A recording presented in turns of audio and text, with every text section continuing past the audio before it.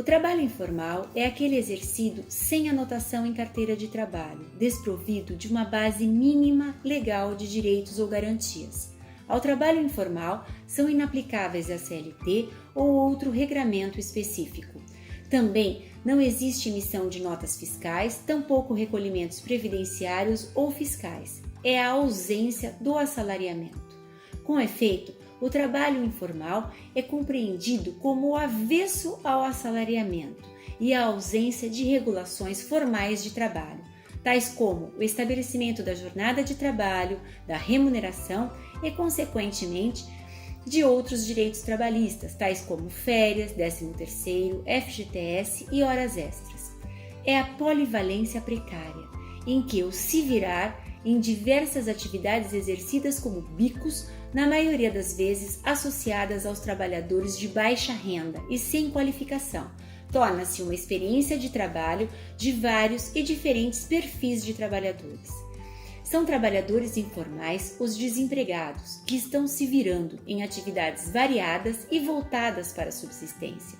Viradores, trabalhadores por conta própria, trabalhadores que fazem bico, nanoempreendedores e autogerentes de si. Em geral, trabalhadores de baixa qualificação e renda, como vendedores de porta em porta, ambulantes, camelôs, autônomos, catadores de material reciclável, feirantes, consultoras de vendas, motoristas por aplicativos e entregadores por aplicativos. Porém, também podem abranger profissionais autônomos de alta remuneração, tais como médicos, fisioterapeutas, dentistas e advogados. Pois bem, o trabalho informal é o avesso ao trabalho formal assalariado. Os trabalhadores informais não possuem direitos mínimos trabalhistas, consagrados por lei, porquanto entende-se que a CLT não lhes é aplicável, o que por vezes é discutível, como veremos na sequência.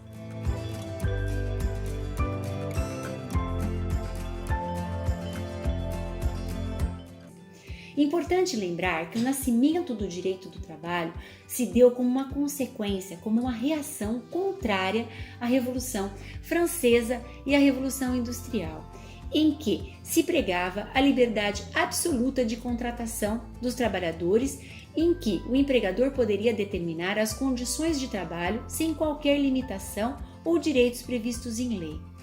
A liberdade de contratar era absoluta, e esse liberalismo gerou desigualdades sociais, por tratar de forma igual os diferentes, em nome da liberdade de pactuar as condições de trabalho sem restrições. A inatividade do Estado liberal fez com que os próprios trabalhadores se organizassem em corporações de ofício, cooperativas e sindicatos. Estas organizações proletárias travavam choques violentos. O Estado devia uma resposta para manter a estrutura social vigente. Aos poucos, as primeiras leis trabalhistas foram surgindo e o Estado começou a assumir a função de promoção do bem-estar social, como órgão de equilíbrio e proteção, passando a ser intervencionista. Surgia uma nova forma de Estado, o Estado do bem-estar social, e com ele o direito do trabalho. O economista Keynes afirma que neste período as estratégias capitalistas assentavam-se na produção e no consumo de massa, movidos pelo crescimento econômico, mediados por uma espécie de papel regulador civilizatório do Estado.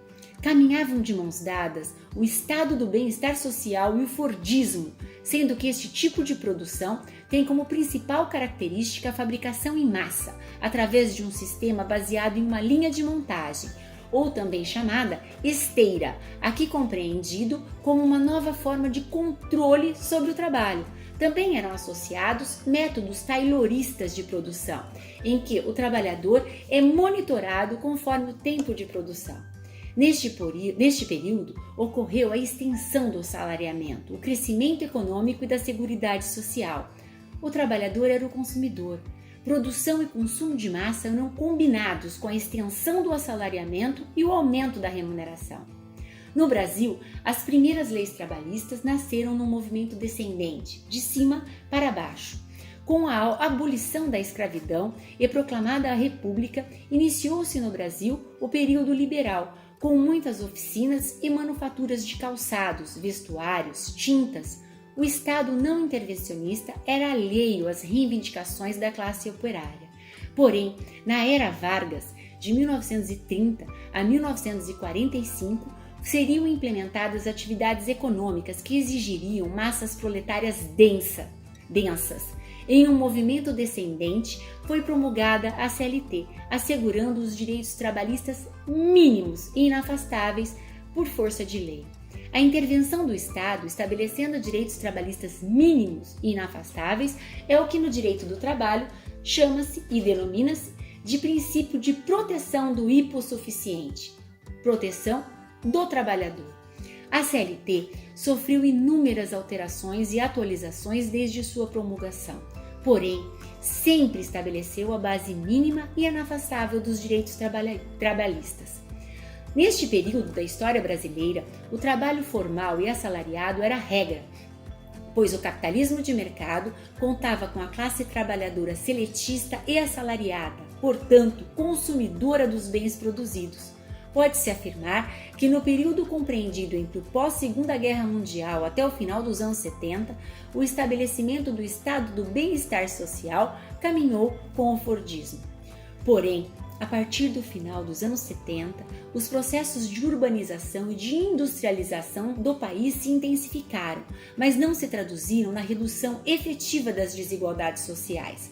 Com a financeirização do capitalismo, já não era mais tão importante a existência de uma classe trabalhadora assalariada e consumidora. O processo de financiarização atua como um mecanismo que promove a obtenção do retorno para o capital financeiro. Deste modo, para ser mais exato, este caminho articula o processo de produção, que não passa pelo elo intermediário inevitável, ou seja, uma forma de fazer dinheiro.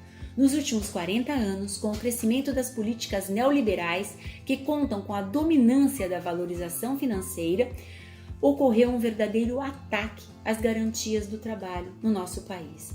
As pessoas que migravam do campo para as cidades não tinham lugar nas cadeias de produção, dedicavam-se a várias ocupações informais. As cidades passaram a contar com o crescimento de trabalhadores em ocupações precárias. Contudo, o desemprego constituiu o rebaixamento do custo da mão de obra e, consequentemente, o aumento da produção. Desenvolvia-se, então, uma curiosa relação entre a modernidade e a precariedade, entre os pequenos vendedores de hortaliças e a mecanização da agricultura, entre as pequenas oficinas mecânicas e o crescimento da frota automobilística. Então, a informalidade não era concebida como um atraso, mas pautava-se na interação entre as relações de produção e a distribuição, em uma profunda desigualdade social. O aumento do desemprego e a progressiva eliminação de direitos e garantias trabalhistas, que hoje são estruturais e permeiam as cadeias de produção e distribuição nos países de primeiro e terceiro mundo, colocaram em xeque o estado do bem-estar social. No Brasil, na Constituição de 1988, já foi consagrada a flexibilização dos direitos trabalhistas, porém de forma tímida em alguns incisos da Constituição. Este modelo praticamente se manteve inalterado até a abrupta ruptura ocorrida com a reforma trabalhista de 2017, que introduziu na CLT o artigo 611-A, prevendo que naquelas hipóteses o negociado prevalece sobre a lei.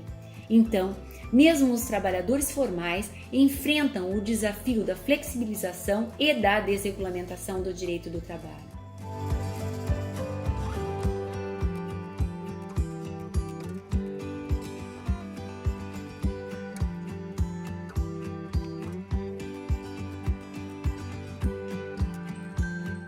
A pergunta que surge: por que os trabalhadores formais estão perdendo direito?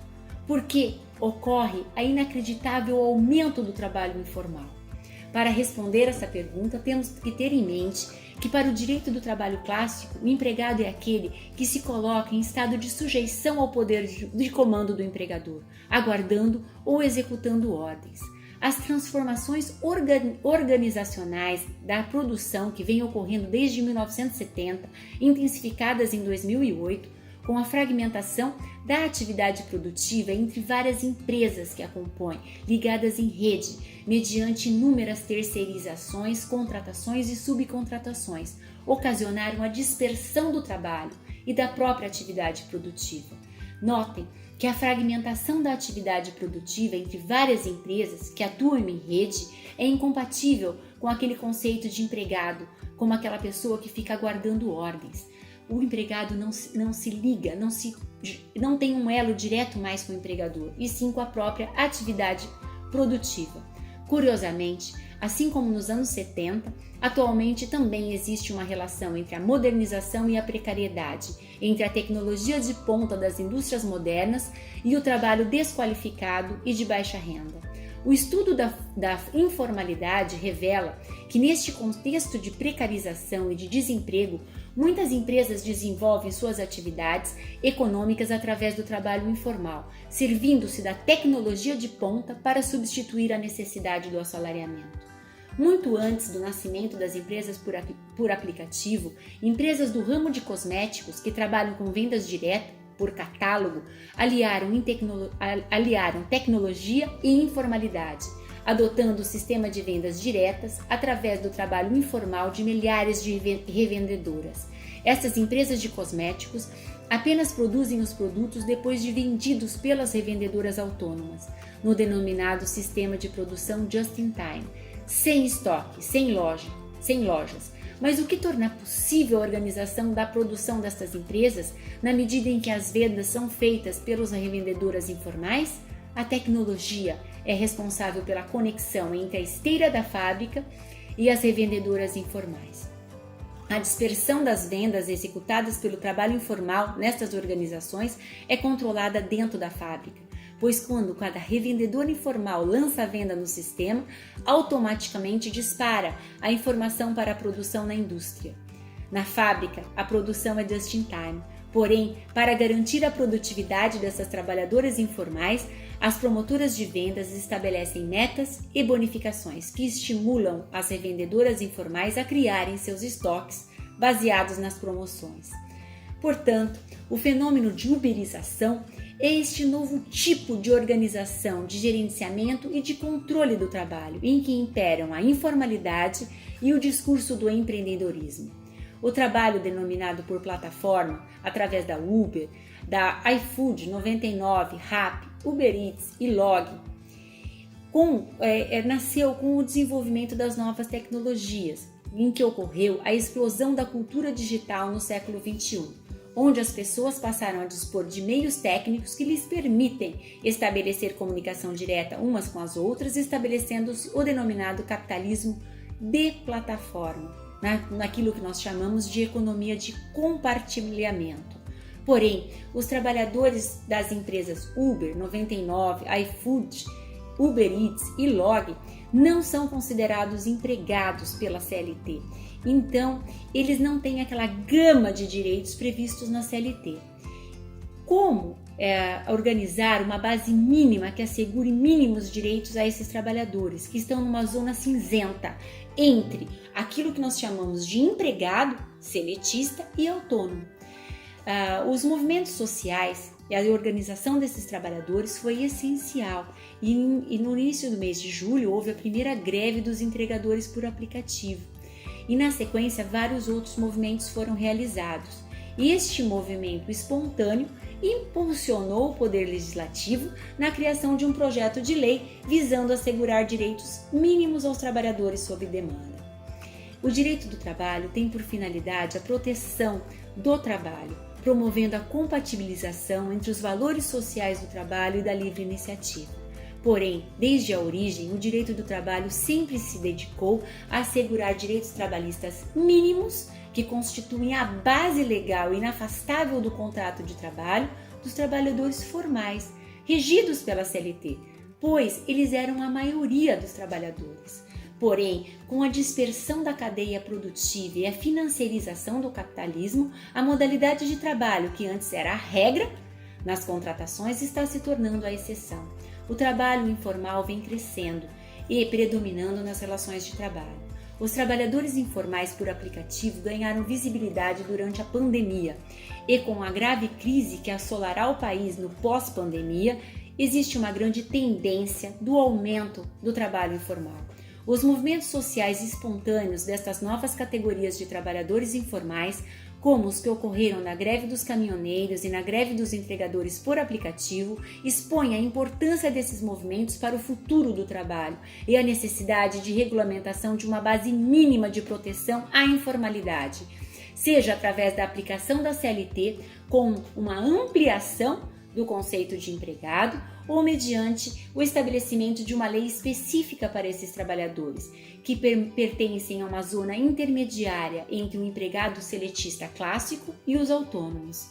Todos os trabalhadores, formais ou informais, necessitam de direitos e garantias mínimas, pois a precarização das relações de trabalho aumenta a desigualdade social. A precarização do trabalho significa o desmonte dos direitos trabalhistas. Daí a importância de refletir sobre essa temática, avaliando formas de manter garantias ao trabalhador, seja esse trabalhador formal ou informal, já que é o lado mais frágil deste conflito.